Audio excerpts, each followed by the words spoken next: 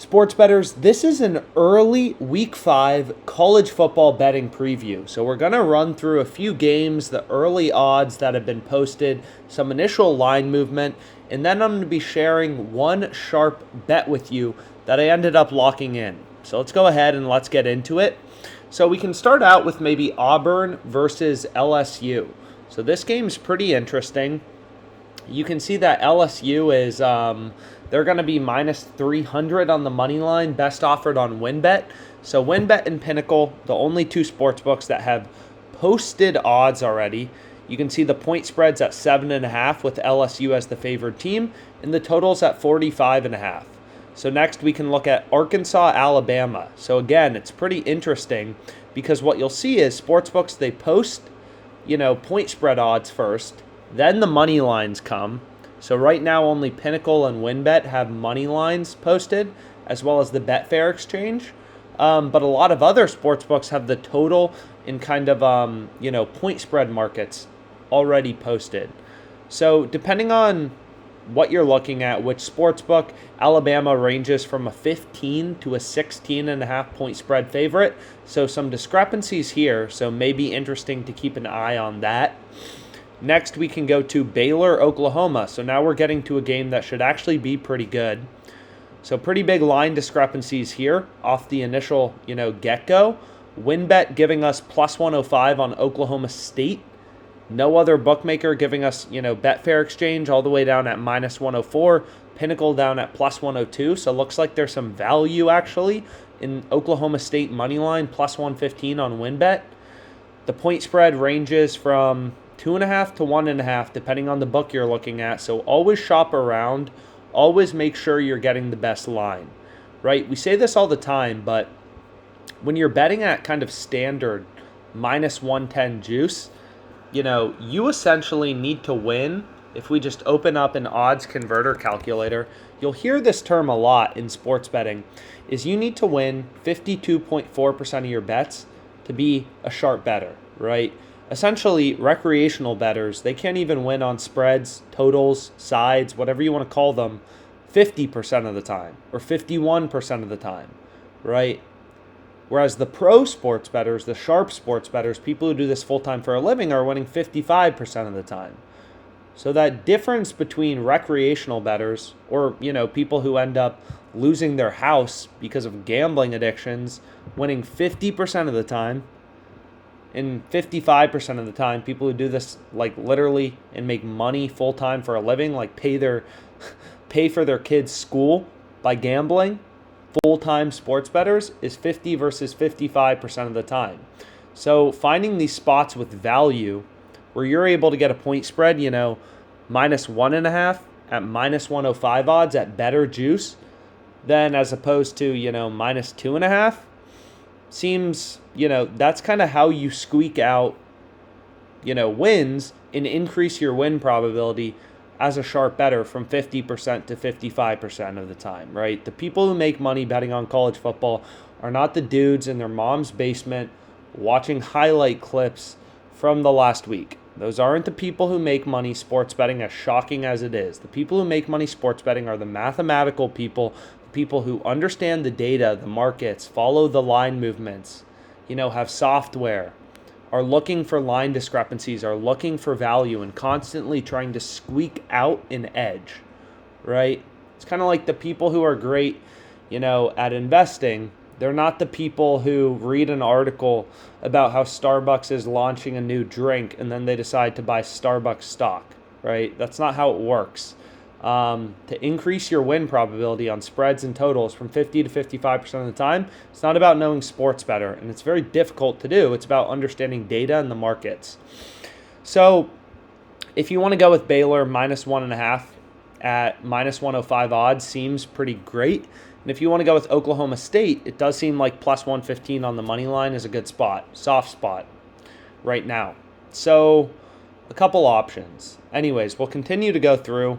Clemson against NC State, both, I think in the top 10. Clemson's a 7-point favorite, not surprising. You got Iowa, Michigan. Michigan minus 340. I mean, they didn't look that strong against Maryland, but they got the W. Total set at 43.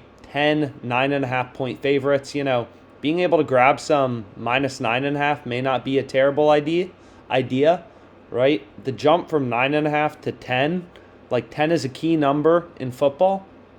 That's a field goal and a touchdown. So the difference between, betting minus 9.5 and minus 10 is pretty big. In 10 and 10.5, 9.5 to 10.5 is massive, right? This is what I mean by kind of increasing your win probability. This is how the pros think about it, the sharps think about it. When I was a quant on Wall Street, it's all about data. It's all about following the data, looking for value. It's like when you're placing bets at minus 9.5, Michigan wins by a touchdown and a field goal, we're cashing. People who bet that on DraftKings are losing, right? So you could also possibly middle this and take Iowa plus 10.5 on DraftKings. You could take Michigan minus 9.5. Middle betting is a strategy, a lot of people use where you're trying to essentially bet one side of the market, like Michigan minus 9.5 on FanDuel, and then you can grab some Iowa plus 10.5 to hedge on DraftKings. And if Michigan wins by exactly 10 points, you win your Iowa plus 10.5 and you win your Michigan minus 9.5. You win 2 bets. So you have this like small window of opportunity where you could win both bets, but you don't have that much risk, right? Because both bets can't lose. Either Iowa plus 10.5 is going to cover or Michigan minus 9.5 will. You're never going to lose both bets. So that's called middle betting if you want to do some more research into it. And we have some good tutorial videos and stuff on that here that you can watch. Some handsome guy kind of explain the concepts behind middle betting. Florida State, Wake Forest, not a ton of discrepancies here. Florida State, 3.5 to 6-point favorites. So that seems messed up. I mean, that minus 3.5 actually seems like we would want to be all over that. So we may have to go bet that on FanDuel after this video, even though that's not my play. PointsBet pricing this at, that's an incredible bet. Florida State minus 3.5, that is a play we're going to want to be all over. So let's see if I can actually just log into FanDuel right now. Yeah, we're good. So let's just log in and I guess I'm adding this play as well. And then we can kind of go through it. So we want Florida State minus 3.5. We want to max bet that bad boy for 344.80. I mean, this is just an incredible play. We stumbled along. And why do we like it? I mean, look at this. Like every sportsbook has the spread set at 5.5 to, even some sportsbooks are at 6.5. We're getting minus 3.5 on FanDuel. So if Florida State wins by 4, 5, 6, we're cashing. Everyone else is pushing or losing. So there's a ton of value in this minus 3.5. So I'm going to go ahead and add this play as well. You can see FanDuel only let me bet 344.80 minus 115 odds. But hey, very clear value. Just stumbling upon, right? This is all data-oriented sports betting. This is what the pros do, how the sharps think about it.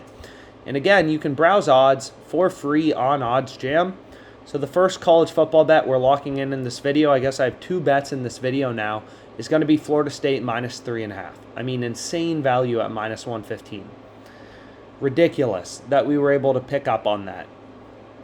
Like Pinnacle Sportsbook, the sharpest bookmaker in the world, they're pricing the minus 4, which is half a point worse than minus 3.5, around a key number at minus 148.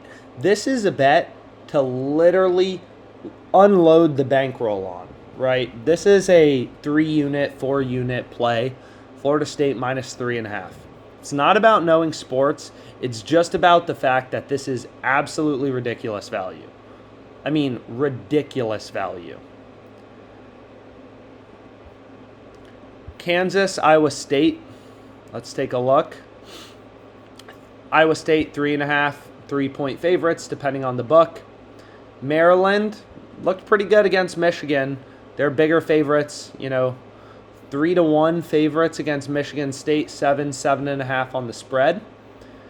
We can continue to go through North Carolina, 8.5 to 9.5 point favorites. Again, lots of inefficiencies in the market early. So being able to get in early is important, and find those bets, find those soft spots, those weak spots on sportsbooks where you're winning your point spread, your total bets 55% of the time. Anyways, this is the game I have a massive bet in, Minnesota versus Purdue. But I actually think I wish FanDuel let me play more on this Florida State -3.5. That play is absolutely incredible. But anyways, let's continue to go through. UCLA-Washington should be a good game. We had UCLA last week, -20. They ended up covering pretty easily. But the play I have is just a positive EV bet from OddsJam. So positive EV just means mathematically profitable. Is what I ended up locking in, another data-oriented bet, is just Minnesota -9, right? Most sportsbooks have the spread set at Minnesota -10, juiced towards, like you can see Pinnacle and Bet Online, two of the sharpest bookmakers. Pinnacle is the sharpest bookmaker in the world. They're actually putting, Minnesota -10 at roughly -120. And we're able to get -9 at -110, right? So this is a key number in football, right? Because winning by 9, 3 field goals is a key number. And then if Minnesota wins by 10, which is a touchdown or a field goal, we're winning on WynnBet. Our bet will win. Everyone who's betting at -10 is pushing, right? And then you can see Pinnacle and Bet Online, they have the line already juiced towards Minnesota on the 10-point spread, right? Minnesota -10, the odds are less favorable. So the line is juiced towards Minnesota at -10, and we're getting -9, right? So this is an incredible play. I ended up hammering it for $3,300. So my Jags bet just cashed. Jags over 19.5 team total. Looks like they're sitting at 23. That's incredible. But hopefully, won this parlay apparently. Under 48, Eagles, Commanders, TCU -1.5. So we've been doing pretty well on these plays so far, that I've given out on YouTube since the start of the football season. We're up 11K. Hopefully we can keep it going. Incredible value on Minnesota -9, using data to find sharp bets with a mathematical edge. That's positive EV betting for you. And definitely some great betting opportunities out there early. So hopefully you're able to lock in some of these plays, and let's make some money.